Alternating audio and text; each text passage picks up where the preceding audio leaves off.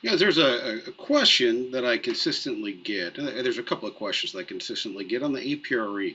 So I just wanted to take just a couple of minutes and go over these with you.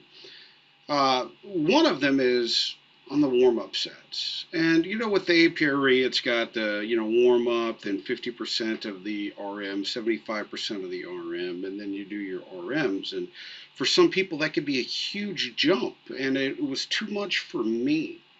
Now, I think that the warm ups, you don't have to do just two. You can do as many as you want, but you've got to stay consistent. And you don't want to do so much volume that it accumulates fatigue.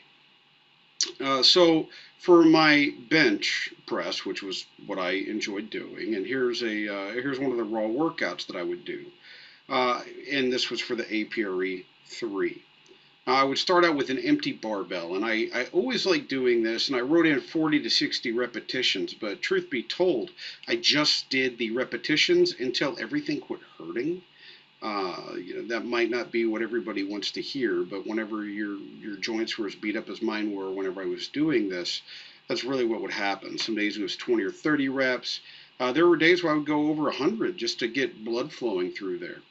And then 95 for 10, 135 for 6, 185 for 6, 225 for 3, 275 for 3, 315. I would either do 1 to 3, and then 335 for a single, just to feel the weight, and then I would go 365 and unleash. Now again, you can do as many warm-up sets as you want, but your warm-ups should not take away from your working sets. And if that happens, what do you need to do? Back off on the warm-ups. What should you back off on? The number of sets that you're doing or the total number of repetitions? Honestly, my preference is to have more sets but fewer reps, maybe even just singles, so that you can feel the weight, because that's what it's about. It's about waking up those the appropriate motor units for that task, and you do that through intensity. Think, why is it through intensity? Well, that's pretty simple. If you just think back about Henneman's size principle, where the high threshold motor units, they require greater force, and produce greater force, excuse me, they require greater electrical threshold. So if we can start passing that threshold for bigger and bigger high threshold motor units, then that's going to be a good thing for the lifts. And again, it seems to be at least for me and for my athletes that I had trained, it seems to be through the intensity rather than the volume. Another question that people consistently have is, can you do a different selection other than the standard two working sets? And of course you can. Make it your own to suit your needs. There's two things that I've done uh, consistently and always saw good results with. Whenever I started working with a team for the first time, or we're coming back off after a massive layoff, I would make the first working set be low. Now, why would I make it low? Because I wanted to make sure that I didn't hurt anybody right off the bat. But something that we would do quite often was 3 and maybe even 4 working sets. Now, it gets doing those 3 to 4 working sets. If you think about this, you can move up 60 pounds in a training session. Okay, 45 to 60 pounds in a training session. That's a lot of weight increase. So then in 2 to 3 weeks, they're exactly where they need to be, and we didn't lose a day to testing. So I think that that's something important to think about. Now, I don't typically go for longer periods with 4 work sets. Sometimes I would do 3 if I was dealing with somebody that just seemed to really respond well to volume. But for the most part, I just stuck with 2 to 3 sets. Now, in season, let's say that I've got a backup that is probably going to be a starter in the future.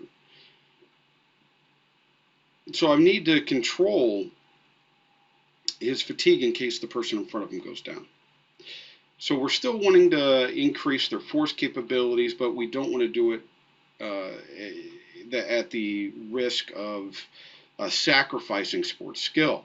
So one of the things that I would do is just go one set progressive overload. So then that they're just looking from week to week for 10 to 15 pound increases. And that works great as well. Yeah, how much more fatigue did it accumulate than the two sets? To be quite frankly, I don't know.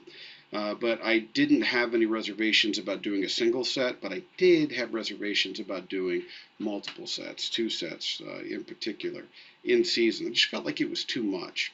What is important about in season? Well, it's sports skill. It's not strength.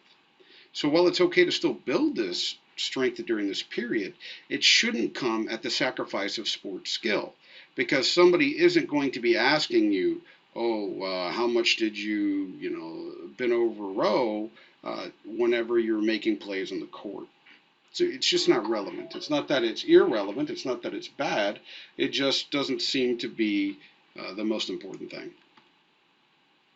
Now, with the load changes, and this is where we're going to end for today, it seems that the load adjustment chart may be too high or too low.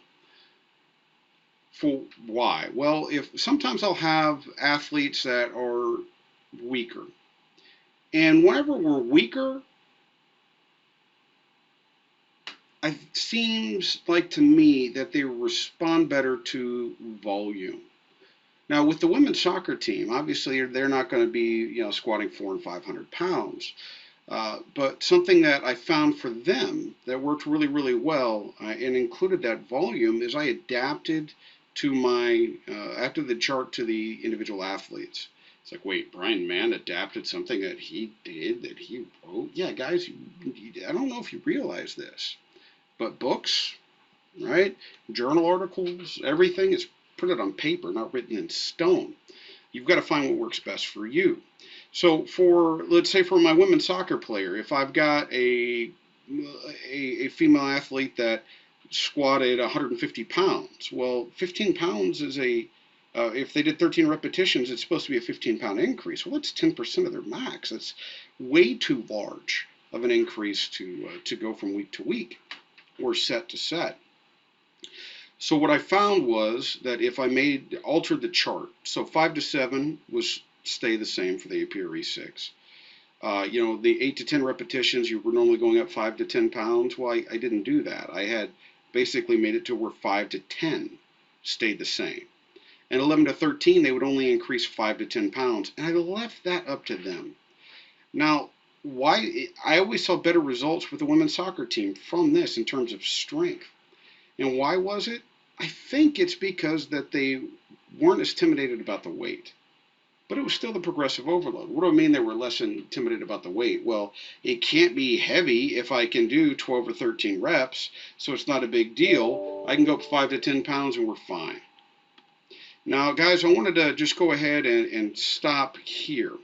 And the reason being is that we're getting ready to run another course here, our general strength conditioning course. It's going to start on October 4th. Now, a lot of this material is coming directly from that course. So if you like that sort of thing, come and join us at the U. I've got the link to the landing page for this course in my link tree. So please feel free to go and get it from there. All the information from the course is on that landing page for the University of Miami. Of course, if you are interested in strength and conditioning and you are looking at this and you're an undergrad, you're a high school individual looking for a university to attend, hey man, feel free to come and join us at the U. All right. We've got a fantastic undergraduate program that would set you up to go pre-med, pre-physical therapy, strength and conditioning. If you're wanting to go clinical exercise physiology, it would be a fantastic program for that.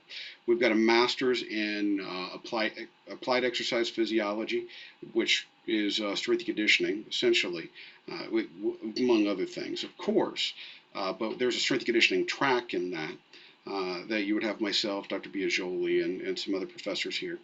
And then, of course, we've got the online education, because I know the University of Miami is ungodly expensive. Some people can't afford that, and that's okay. I'm doing these things to try and still continue to help you out. If you have any questions, feel free to let me know. bmann@miami.edu. If I don't get back to you in 48 hours, email me again. I'm great if the email comes in while I'm sitting here at my computer working on emails. If I'm not, unfortunately, I'm getting a couple hundred emails a day right now, so it gets a little crazy. Uh, Thank you for your time, and I hope to speak to you guys soon.